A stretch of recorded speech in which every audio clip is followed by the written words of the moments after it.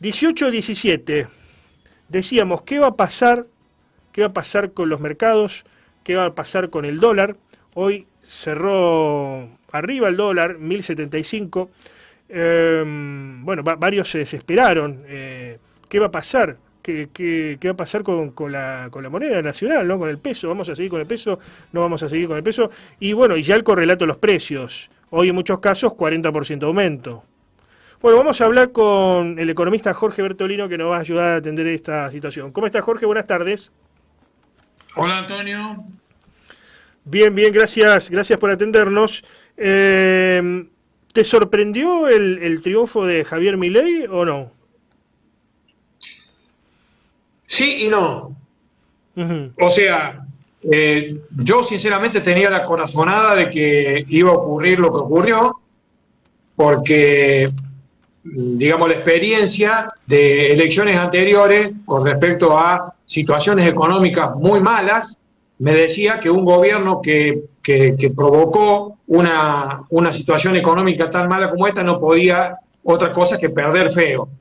Pero por otro lado, los mercados habían adoptado la idea de que ganaba Massa, y eso me confundió, y yo realmente tenía más la idea de que ganaba Massa por lo que decían los mercados, pero en el fondo tenía la corazonada que los mercados se equivocaban, y lo dije en varios medios, ¿no? Bien.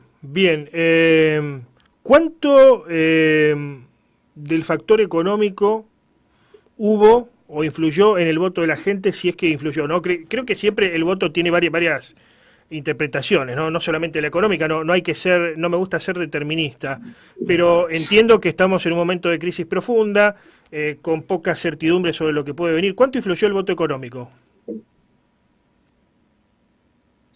Mira, como vos sabés, yo soy economista y no politólogo, por lo tanto el análisis político no es mi fuerte. No obstante, con esa restricción me animo a decir que, a mi criterio, poco profesional obviamente, la economía tuvo una influencia muy, pero muy importante, casi totalmente determinante. Bien. ¿Esto pensás que fue para todos los sectores de la sociedad o en alguno más en particular que otro influyó, lo económico? Mirá, obviamente que no hay un solo sector económico que le esté pasando bien. Creo que los más perjudicados obviamente son los jubilados, en segundo lugar los asalariados en negro, y en tercer lugar la gente de campo, que también se vio influido negativamente, además de la política económica, por la sequía. Y bueno, los comerciantes también están mal. O sea, los únicos que tienen una defensa bastante más sólida son las grandes empresas, ¿no? Claro. Que no se han visto tan perjudicadas porque tienen poder de fijación de precios, obviamente. Las estadísticas más recientes, estudios muy serios que se han estado haciendo, te dicen que los asalariados perdieron el 30% de sus ingresos en los últimos 2 años, y lo ganaron las empresas. Así que todo lo contrario de lo que debiera esperarse de un gobierno que se tilda a sí mismo de popular, ¿no? Claro. O de defensor de los sectores de menores ingresos. ¿Qué fue lo que fracasó o venía fracasando de este modelo corporativo, digamos, de la Argentina corporativa, donde ya había una regulación de que ciertas empresas, lo decíamos en la introducción, monopolicen ciertas actividades y que, bueno, los sindicatos, en alianza con esas empresas, incluso en muchos casos yendo contra los derechos de los trabajadores, negocien salarios, digamos, para que continúe todo de la misma forma, ¿no? ¿Cuánto, de alguna manera, influyó y hasta dónde se resquebrajó ese modelo que venía desde hace mucho tiempo? Es que, a mi criterio, las raíces del modelo son gasto público excesivo, déficit fiscal y emisión monetaria incontrolable. Esos son los rasgos principales del modelo, con todo respeto, en lugar de lo que vos estás mencionando. O sea, si bien es cierto lo que vos decís, de las negociaciones, y cómo se arreglan las empresas con los sindicatos y todo lo demás, los rasgos principales del modelo, a mi criterio, son lo que yo te estoy diciendo.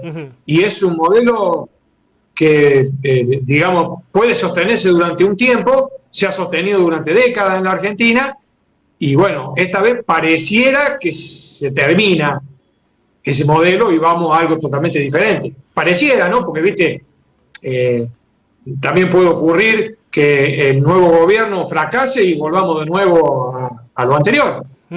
Sabemos que la sociedad argentina tiene estos idas y vueltas que muchas veces sorprenden, ¿no?, en el resto del mundo. Así que no hay que descartar nada. Yo creo que es clave que el gobierno de Milei acierte en los primeros pasos y, en todo caso, enamore a la gente con una política económica que beneficie a las grandes masas.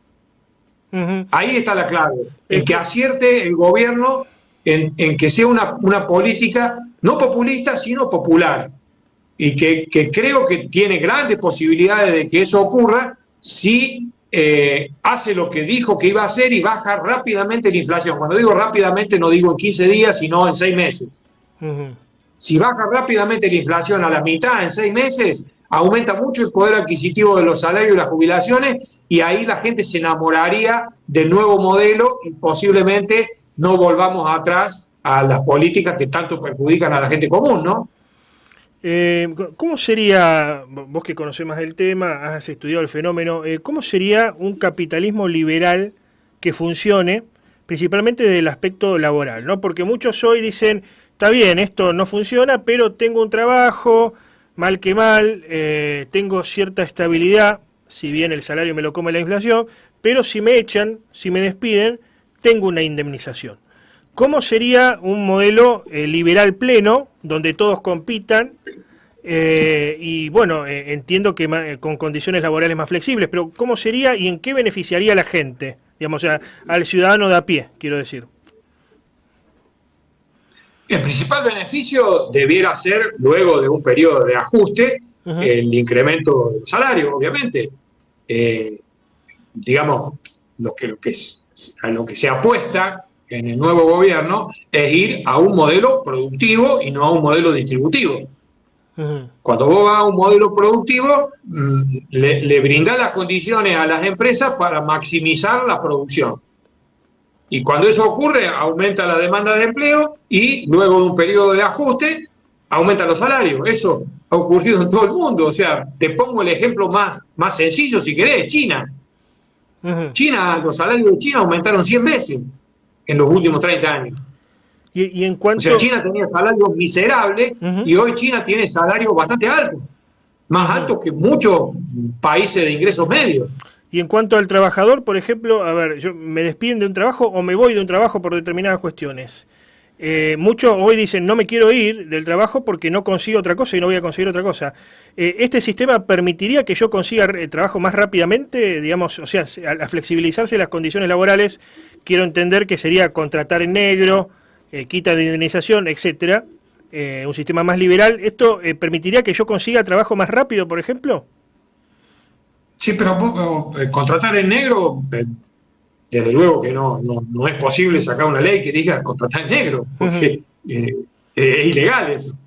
Y después, el tema de las indemnizaciones, todo depende del sistema que se adopte, porque si va a un sistema como el de Estados Unidos, que es obvio que no podés ir a un sistema como el de Estados Unidos, con despido libre, en esta situación económica y social.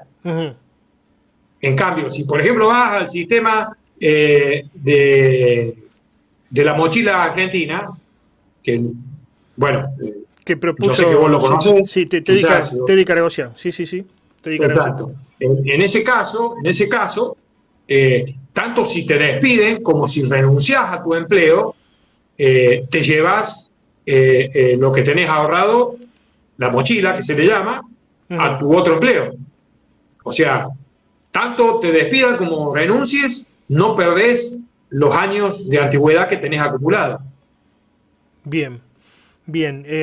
Por último, Jorge, ¿qué va a pasar con los mercados, con el dólar? Vimos que en el primer día las acciones argentinas en Nueva York subieron hasta un 40%.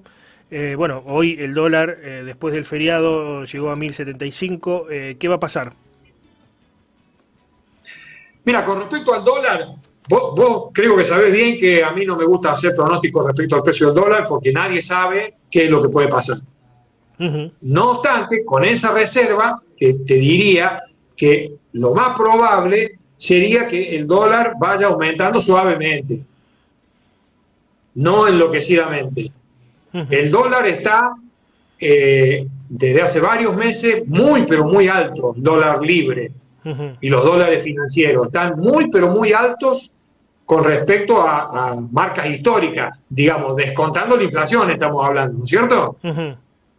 Entonces, lo que debiera ocurrir es que los precios de los bienes, de los alimentos, limpieza, etcétera, servicios, vayan aumentando los precios más que lo que aumente el dólar, descontándole terreno los precios al dólar, porque los precios deberían seguir subiendo como consecuencia de que tenemos el rezago de la emisión monetaria que hubo en los últimos 2 años, ¿no? Claro. O sea, el aumento de la cantidad de dinero no provoca aumento de precios instantáneamente, sino que se va distribuyendo. El aumento de los precios se estima en aproximadamente 1 o 2 años.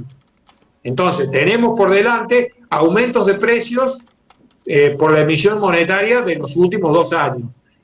Bien. Y, digamos, a favor, podríamos tener que podría ser deflacionario y hacer que las cosas no aumenten tanto si el gobierno acierta con un plan de shock, de estabilización y provoca un aumento en la demanda de dinero.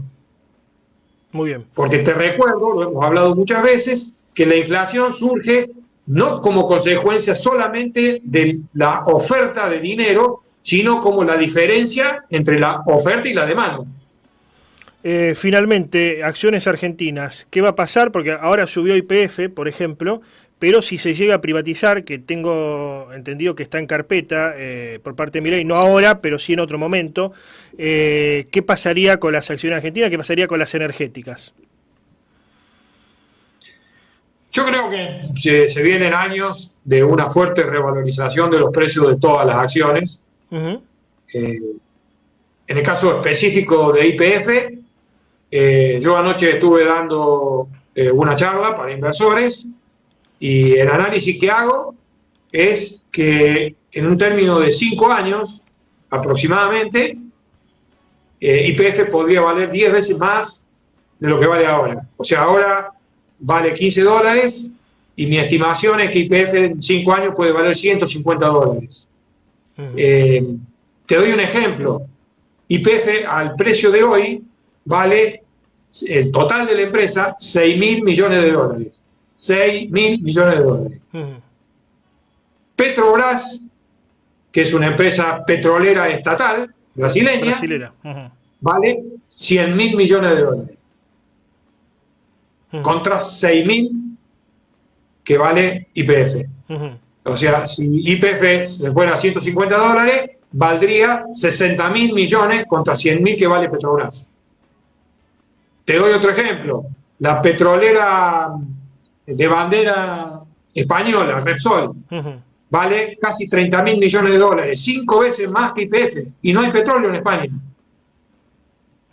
O sea, esa petrolera lo que hace es comprar petróleo y destilarlo.